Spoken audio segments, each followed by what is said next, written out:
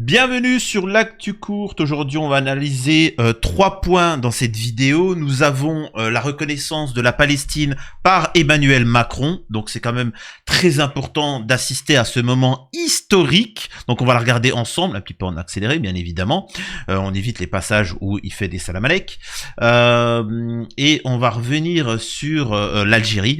On apprend que Trump a tenté d'insister pour l'Algérie en promettant monts et merveilles pour qu'ils reconnaissent l'État d'Israël.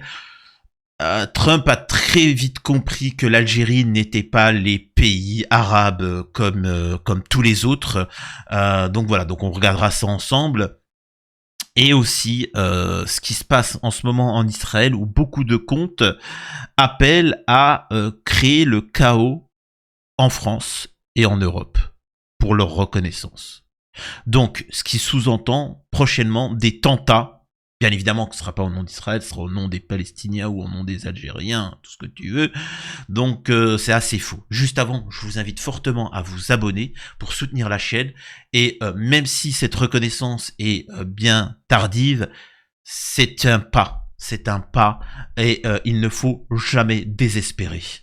Très rapidement, avant de démarrer, il y a ce passage qui est assez drôle. C'est vrai que c'est un ami qui l'a fait remarquer. Emmanuel Macron dans l'avion vers New York pour la reconnaissance de la Palestine par la France. Et il a dit cette phrase qui est très intéressante. On dirait un enfant qui sait qu'il va faire une bêtise, qui sait qu'il va prendre cher, mais qui va quand même la faire. Alors bêtise, c'est pas du tout une bêtise, bien évidemment, mais on se comprend. Regardez. On le voit. Il sourit, il est là. Oh non, là, ça chauffe là. Qu'est-ce qui va se passer? Je sens que je vais prendre cher.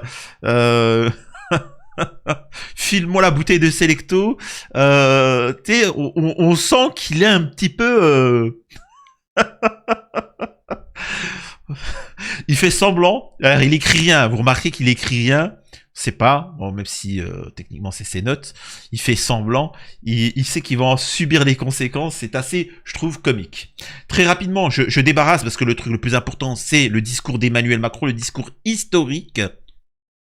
Un compte israélien à plus de 100 000 followers menace l'Europe et la France d'un prochain massacre après les reconnaissances de plusieurs pays européens et la France dans les prochaines heures de l'État de Palestine. La question c'est quand même, c'est donc en fait on parle de quoi? Est-ce qu'il avoue que d'autres tentats en Europe sont de leur chef? Et nous apprenons que les États-Unis de Trump ont tenté sans succès de pousser l'Algérie à normaliser ses liens avec Israël. Washington prend acte du soutien clair et ancré d'Alger concernant la question palestinienne. En fait, le problème, c'est que Donald Trump a pensé que l'Algérie était comme les pays arabes ou certains pays africains, c'est-à-dire que pour un bout de pain, pour de l'argent, pour ceci ou cela, l'Algérie était prête à se vendre. Il a fait face à une nation puissante et déterminée et qui n'est pas corruptible. Ça l'a surpris, il n'a pas l'habitude de ça, donc ce qui est assez phénoménal. Circule, il n'y a rien à voir, il y aura pas de normalisation, surtout que le terme normalisé, quand vous prenez le concret, le concret de termes normalisés, accord d'Abraham, ce ne sont pas des accords d'Abraham, c'est pas normalisé, ça s'appelle de la soumission. Ça s'appelle uniquement de la soumission. Ça s'appelle financer Israël et les États-Unis, se soumettre, accepter Enfin, vous voyez, il n'y a pas de normaliser, ça n'a pas de sens. Enfin bref. Écoutons maintenant Emmanuel Macron pour ce discours historique et phénoménal. Sans fin. Nous savons que le droit toujours doit l'emporter sur la force. Nous savons, enfin, de notre histoire, que l'attachement à l'universel et à la paix est l'héritage des siècles passés, comme la condition du salut. J'affirme cela au nom de notre amitié avec Israël, à qui notre engagement n'a jamais fait défaut, au nom de notre amitié aussi avec le peuple palestinien, pour qui nous voulons que la promesse initiale des Nations Unies, celle de 2 États vivant côte à côte en paix et en sécurité, devienne réalité. Or, à cette heure, Israël étend encore ses opérations militaires à Gaza dans l'objectif déclaré de détruire le Hamas. Mais ce sont les vies de centaines de milliers de personnes déplacées, blessées, affamées, traumatisées, qui continuent d'être détruites. Alors même que le Hamas... Israël a boycotté cette réunion. Hamas a été considérablement affaibli et que la négociation d'un cessez-le-feu durable reste le moyen le plus sûr d'obtenir la libération des otages. Rien ne justifie plus la poursuite de la guerre à Gaza. Rien. Tout commande au contraire d'y mettre un terme définitif maintenant, à défaut de l'avoir fait plus tôt, pour sauver des vies. Les vies des otages israéliens encore détenus dans des conditions atroces, les vies des centaines de milliers de civils palestiniens accablés par la faim, la souffrance, la peur de mourir, le deuil de leurs proches. Sauver toutes les vies. Car depuis désormais près de 2 ans, c'est bien la négation de l'humanité de l'autre et le sacrifice de la vie humaine qui prévalent. Oui, depuis le 7 octobre, c'est bien la vie de l'autre qui est niée. Nous le disons depuis le premier jour de la guerre à Gaza, une vie vaut une vie. Je le sais, pour avoir pris dans mes bras les familles des otages rencontrés à Tel Aviv puis à Paris. Et je pense à cet instant, à la mère d'Eyatar David, otage affamé et montré à la foule par ses bourreaux. Je pense à Nimrod Cohen, otage de 19 ans dont je viens de saluer le père. Je le sais. Pour être allé... comprenez, je précise que c'est important parce que ce discours aura des conséquences.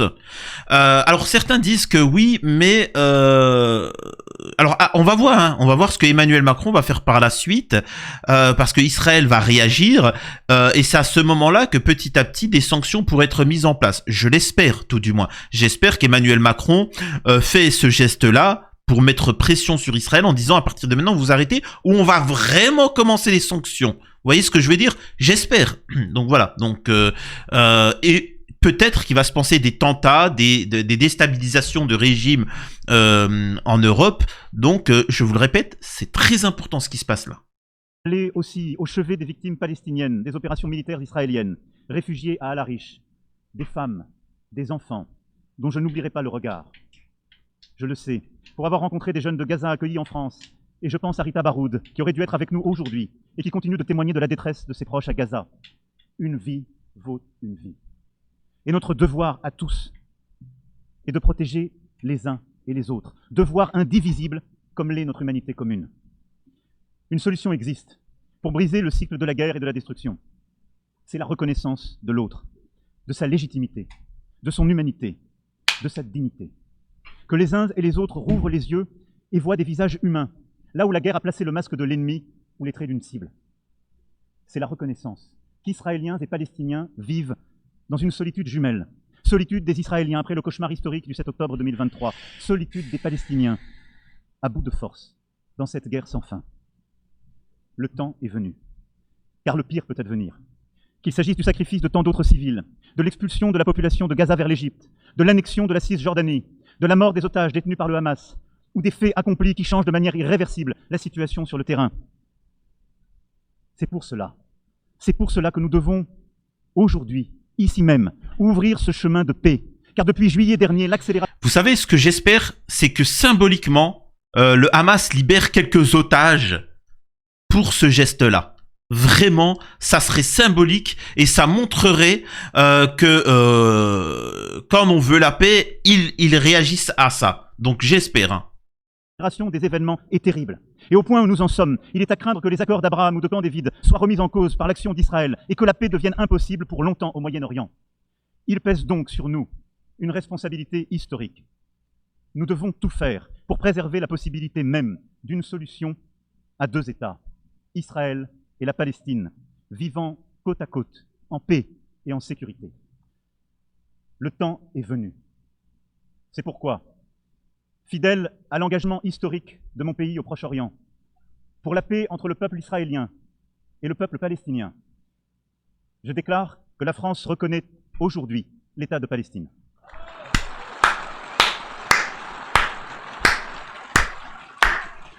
On applaudit même si c'est tard. Hein.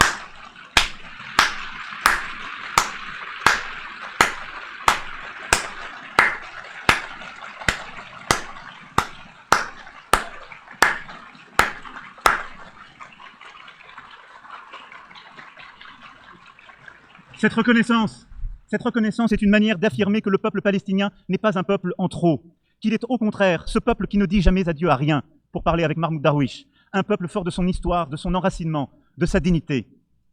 Et la reconnaissance des droits légitimes du peuple palestinien n'enlève rien aux droits du peuple israélien, que la France a soutenu dès le premier jour, et au respect desquels elle n'est pas moins attachée. Précisément car nous sommes convaincus que cette reconnaissance est la solution qui seule permettra la paix pour Israël.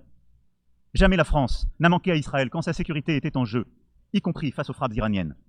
Cette reconnaissance de l'État de Palestine est une défaite pour le Hamas, comme pour tous ceux qui attisent la haine antisémite, nourrissent des obsessions antisionistes et veulent la destruction de l'État d'Israël.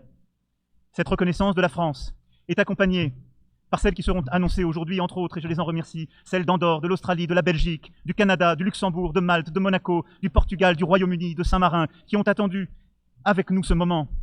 Et saisissant l'appel de juillet dernier, ont fait le choix de la responsabilité, de l'exigence et de la paix. Cela, après le choix fait par l'Espagne, l'Irlande, la Norvège et la Slovénie en 2024, et tant d'autres auparavant. Cette reconnaissance ouvre le chemin d'une négociation utile aux Israéliens comme aux Palestiniens. Ce chemin est celui du plan de paix et de sécurité pour tous que l'Arabie saoudite et la France ont soumis au vote de cette Assemblée qu'il a adopté à une très large majorité. Il porte notre ambition commune de briser l'engrenage de la violence et de changer la donne sur le terrain.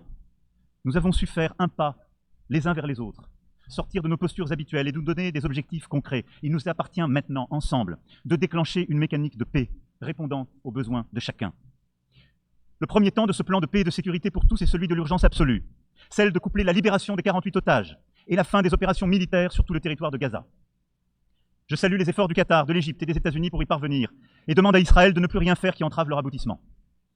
Le Hamas a été vaincu sur le plan militaire par la neutralisation de ses chefs et de ses décideurs. Il doit l'être sur le plan politique pour être véritablement démantelé. Dès lors que le cessez-le-feu aura été agréé, c'est un effort massif que nous devrons produire collectivement pour porter secours à la population de Gaza. Et je remercie l'Égypte et la Jordanie de leur engagement ici et rappelle à Israël l'obligation absolue qui est la sienne de faciliter l'accès humanitaire à Gaza pour aider une population aujourd'hui démunie de tout. Le deuxième temps est celui de la stabilisation et de la reconstruction à Gaza. Une administration de transition intégrant l'autorité palestinienne, la jeunesse palestinienne, accompagnée de forces de sécurité dont nous accélérerons la formation, aura le monopole de la sécurité à Gaza. Elle mettra en œuvre le démantèlement et le désarmement du Hamas, avec le soutien des partenaires internationaux et les moyens qui seront nécessaires à cette mission difficile. La France est prête à contribuer à une mission internationale de stabilisation et à soutenir, avec ses partenaires européens, la formation et l'équipement des forces de sécurité palestiniennes. Dès lors que la négociation le permettra, le Conseil de sécurité pourra décider le déploiement d'une mission de soutien civil et sécuritaire en liaison avec les autorités palestiniennes, avec le consentement des autorités israéliennes. Il reviendra aussi à l'État de Palestine de rendre espoir à sa population éprouvée par des années de violence, d'occupation, mais aussi de division et d'incurie. Il lui reviendra donc d'offrir à son peuple un cadre d'expression démocratique, renouvelé et sécurisé. Le président Mahmoud Abbas en a pris l'engagement auprès du prince Mohammed Ben Salman et de moi-même. Il a condamné avec force les attaques terroristes du 7 octobre 2023. Il a affirmé son soutien au désarmement du Hamas et s'est engagé à l'exclure de la gouvernance à venir de Gaza comme de l'ensemble du territoire palestinien. Il a affirmé son engagement à lutter contre les discours de haine et a promis une rénovation en profondeur de la gouvernance palestinienne. La France sera attentive à la pleine mise en œuvre de chacun des engagements pris auprès d'elle. Cette autorité palestinienne renouvelée est une condition nécessaire à la réussite de l'indispensable négociation qu'il faudra reprendre pour parvenir à un accord sur chacune des questions relatives au statut final. C'est dans ce cadre aussi que je pourrais décider d'établir une ambassade auprès de l'État de Palestine dès lors que tous les otages détenus à Gaza auront été libérés et qu'un cessez-le-feu aura été établi. L'exigence de la France à l'égard d'Israël ne sera pas moins grande. Avec ses partenaires européens, elle indexera le niveau de sa coopération avec lui sur les dispositions qu'il prendra pour mettre fin à la guerre et négocier la paix.